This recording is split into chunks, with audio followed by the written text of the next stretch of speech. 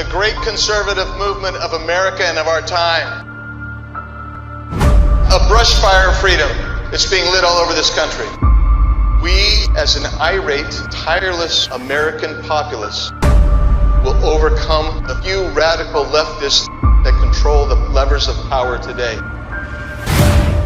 Joe Biden's failed economic policies has given us inflation like you can't believe, and the border is in disarray.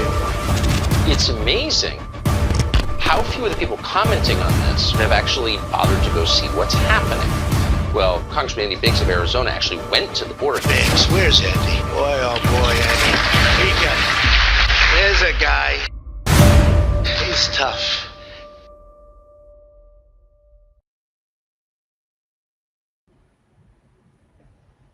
Hello, everyone. Welcome back to another edition of our semi-regular podcast called What's the Biggs Idea? I'm Andy Biggs, Congressman from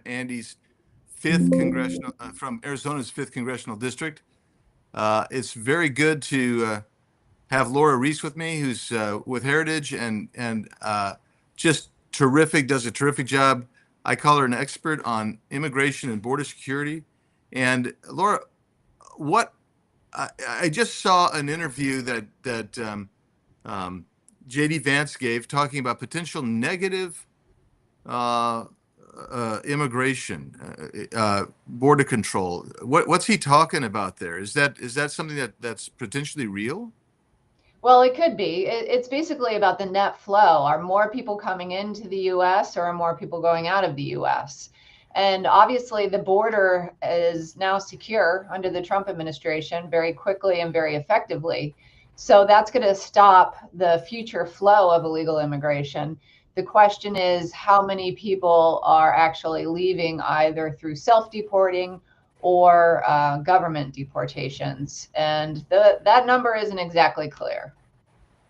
Yeah, I think it's hard. I think it's hard to say. I mean, you start looking at it, and you've got the border is, except for some small pockets where you're seeing continued human drug trafficking going on, but by and large, it's probably as secure a border as there's been in probably 100 years, as far as I can tell.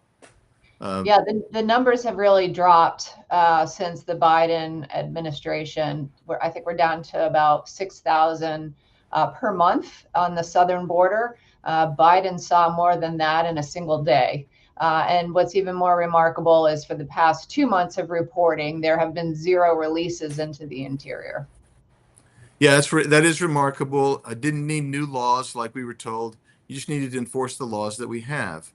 And so very, very interesting. But primarily, what I wanted to talk to you about today is there's a bipartisan effort.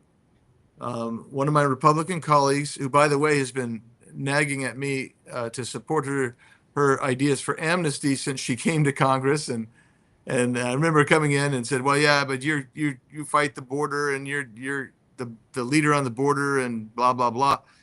But she wanted me to support her amnesty ideas, and so she's got a bill, and it's called the Dignidad Act, which is the Dignity Act. So she took the kind of the Spanish language for dignity, dignidad, and basically is introduced it with one of the most radical open borders Democrats that we have, representing El Paso, Representative Escobar, a Democrat, and they've teamed it up and they're going forward. So tell us a little bit about this bill, if you would, Lora.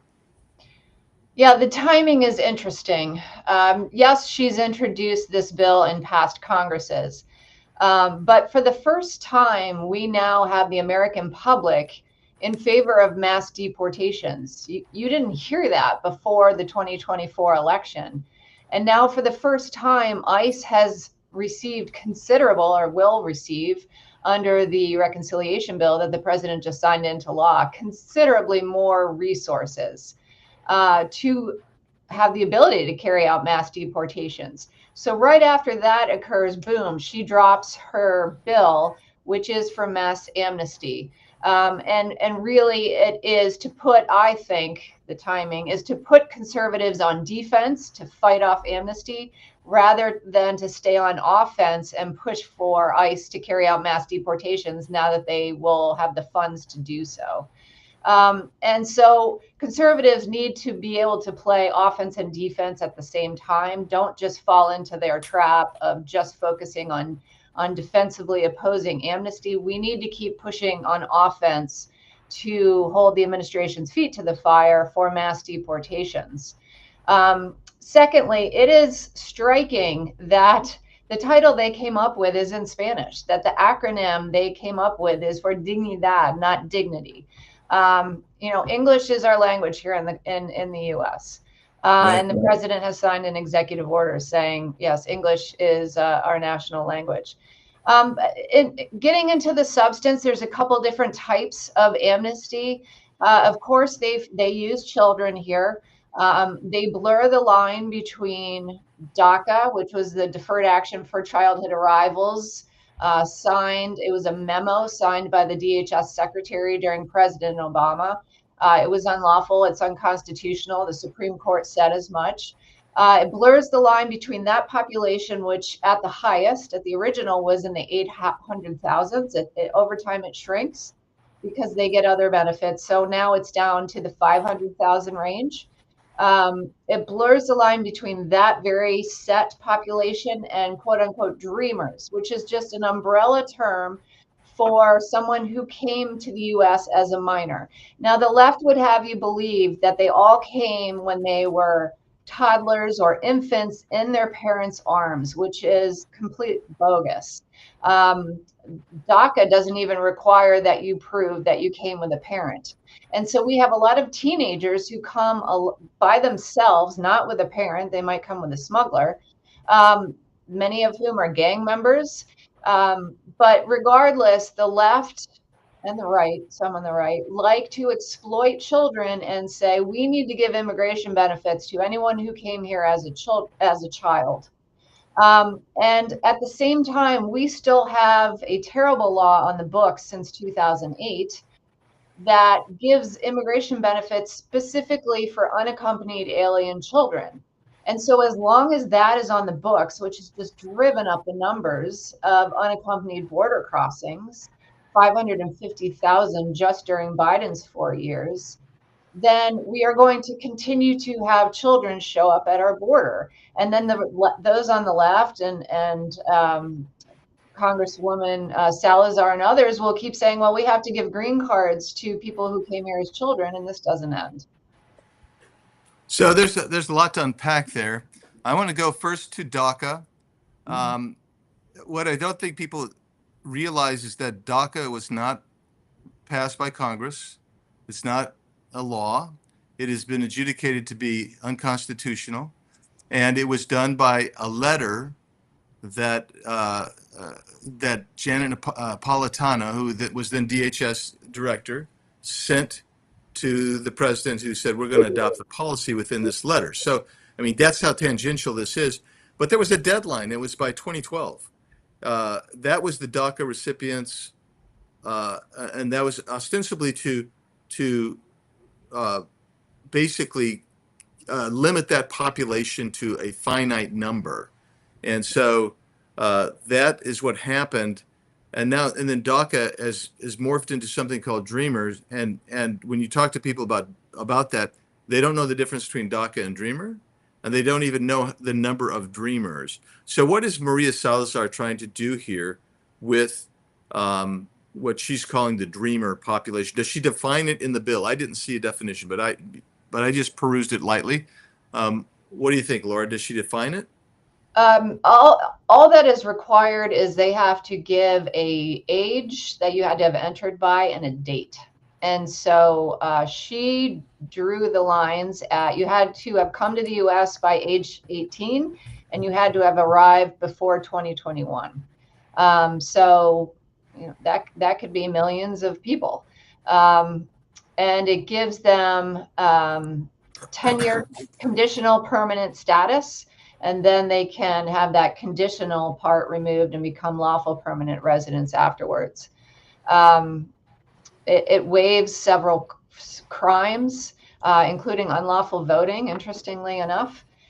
So it is an amnesty on the backs of children. And it's not the only amnesty that's in this bill. In addition to that, there is another one, which they call the Dignity Program. So anyone who came here before 2021 can stay for 7 years, renewable, and they can work here. She claims it's not a path to citizenship. But Salazar is also on video saying, well, another member can come along and change that in the future. So I'd say this is the number one negative aspect, really, too, because it's two types of amnesties about this bill. And as long as amnesty is hanging out there, then you're going to continue to encourage more illegal immigration and self-deportations, which the Trump administration is trying to push, and it's a key tool. No one's going to self-deport if they think they can get amnesty. So it's really important that this be quashed right away. Okay, so we've hit DACA, we've hit the Dreamers, we've hit this rather amorphous granting of amnesty through kind of a work permit and conditional 10-year issue. But it also allows the executive branch, the administration, to grant amnesty to the spouses or children of U.S. citizens who as well. So you actually you're kind of moving along to that generational type of immigration that we've seen. That was Ted Kennedy's approach. Yeah, what this does is if a spouse or a child of a U.S. citizen has been denied a visa or has a deportation order, basically you can waive it. It authorizes discretion to just waive that denied visa, ignore that deportation order, and let them stay because they're related to a U.S. citizen. And so, yes, this is the third type of amnesty that is in this bill. Yeah. Yeah, that's right. So that's kind of an interesting thing to me is she's characterizing this as not as an amnesty bill, but she's found all kinds of pathways to kind of grant people the ability to stay in this country who entered illegally, and that's so when we say somebody's entered illegally, it is a criminal offense to enter the country illegally.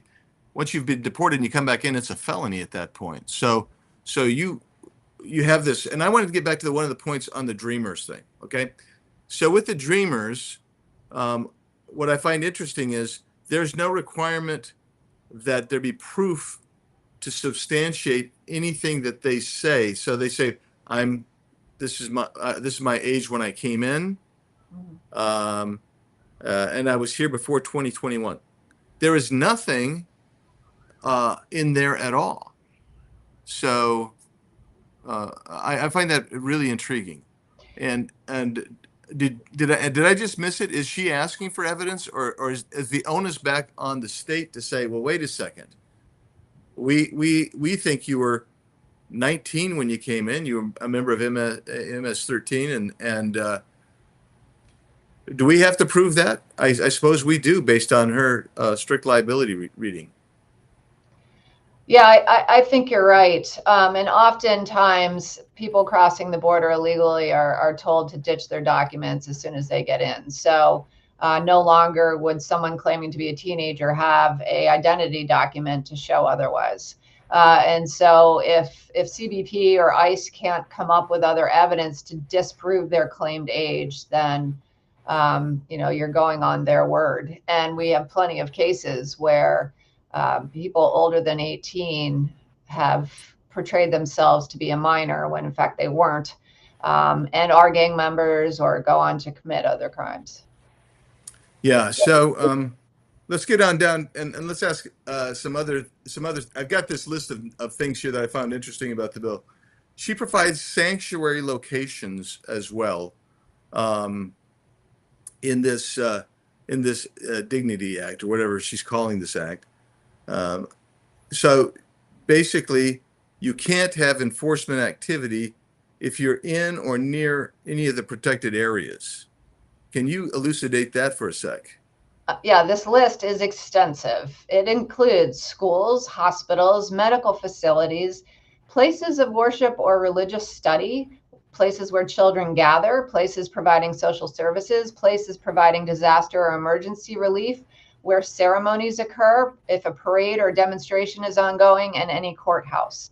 And it requires written approval from the head of ICE or CBP or their deputy to have the agency enforce the law in these areas. So this really would tie the hands of ICE and CBP from being able to do their jobs. And it just tells aliens, go to one of these places and ICE won't be able to touch you. Yeah, it really provides almost kind of a medieval sanctuary policy, where individuals can go and just, I mean, they could go. I mean, we have seen this in the past actually, where individuals have gone and they've hung out, let's say, at an embassy, because that's considered off limits to a state, a foreign state. So that we see that type of thing happen. We've seen it in Arizona actually, as well. So that's an interesting provision. Lora, tell us about what the Flores settlement is. We hear a lot about the Flores settlement. Yeah, this is a decades old class action suit. It goes back to the 80s. And it was about then INS, Immigration and Naturalization Service, detention of minors. And basically, every so many years, this class action reemerges in the court.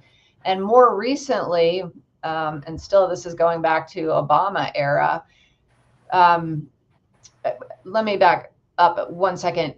Basically, there was a settlement about detention standards for minors. And this is something that Doris Meisner, who was the INS commissioner under President Clinton, signed off on.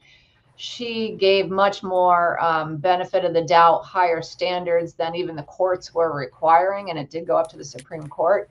Nonetheless, following that, the case kept reemerging in court, and you had a single federal district judge named Dolly G out in California take it upon herself to decide that first, that unaccompanied aliens, minors, could not be detained longer than 20 days. She made up that number because previously the standard was a reasonable standard. Yeah.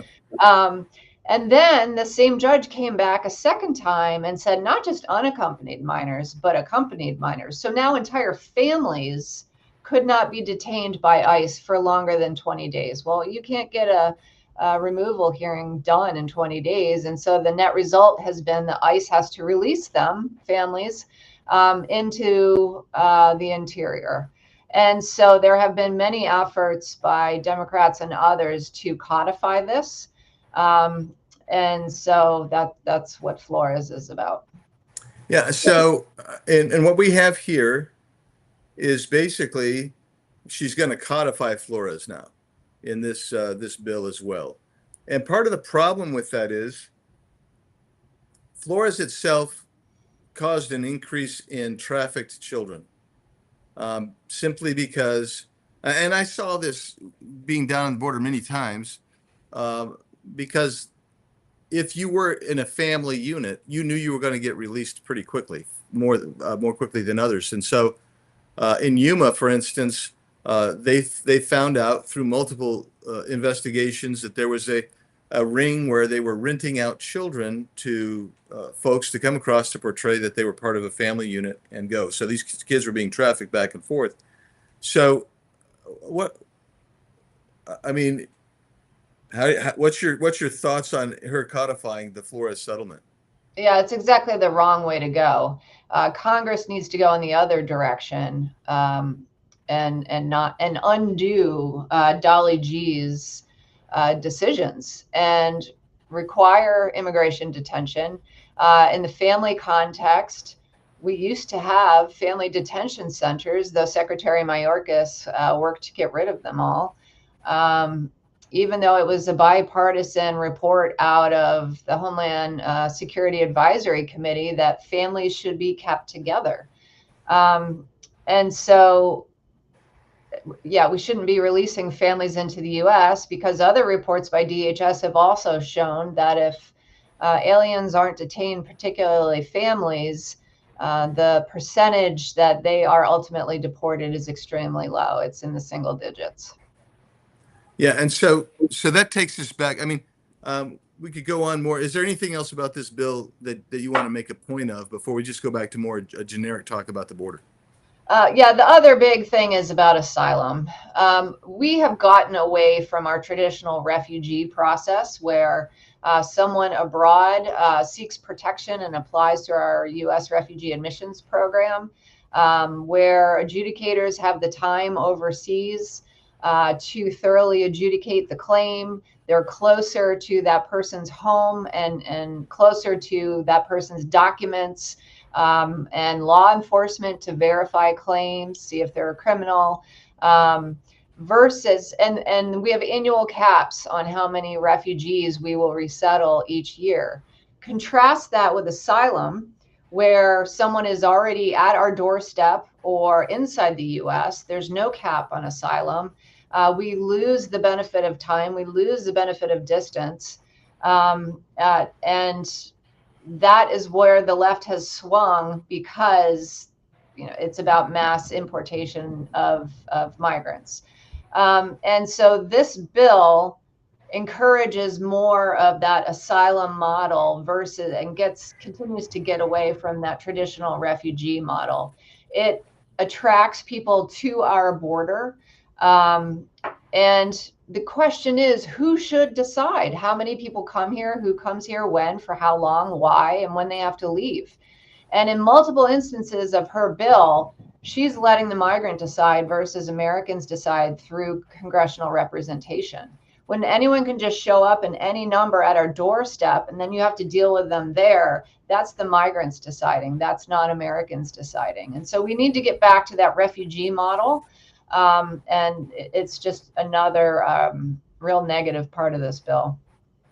Yeah, and you're right. I mean, so it's actually kind of a tangential way, or a way to get around and reintroduce kind of these specialty programs, like you saw the CBP One app that actually brought in all these individuals who were immediately released in the country. They were immediately given parole. We immediately lost contact with them. There are literally millions of people like them. You get the CHNV program, the Cuba, Haiti, Nicaragua, Venezuela program, which also brought in hundreds of thousands of people. And so it's a very difficult thing to go even find these people once they're brought in. So I want to get to another point, because you kind of raised it earlier, and when we were talking about children, unaccompanied children. Under the Biden administration, they copped to upwards of 500,000 or more unaccompanied children that came into the country. They've misplaced, we don't know how many, some estimates 300,000, some estimates 400,000, or even more.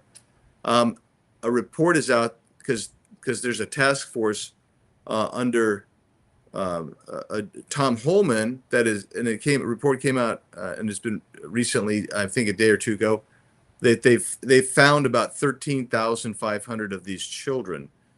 But what we know is that these children were being sent, there were a lot of them being sent to the same address. Some of those addresses were vacant, some were Circle K's. There was a strip club in Orlando that they sent 22 kids to. That one just sticks in my head. And all of these things, and you have all these kids that are out there, and they didn't want vetting. The left fought us on getting DNA testing to determine whether somebody was actually a member of a real family. They said no DNA under anybody age 14. So we have these myriad problems that came because we had such a massive border rush over the last 4 years under Joe Biden. How do we get these kids and these minors back. And I would just say, uh, you're right, about the children, about the minors. That we had kids, or we had people. In one case, somebody who was over 30 years old said they were 17. Turns out they were over 30 years old. We were able to vet them finally. We do this without vetting. We lose the kids. We lose the sponsors. We don't know where the sponsors are. So, um, what's your thoughts on that? Yeah, it's pretty sickening. So, to find them, it's going to involve going to more worksite um, places, because many of these kids are working. Either that's what they wanted to do in the first place. Perhaps they came as teenagers and were coming for work, or they're being forced to.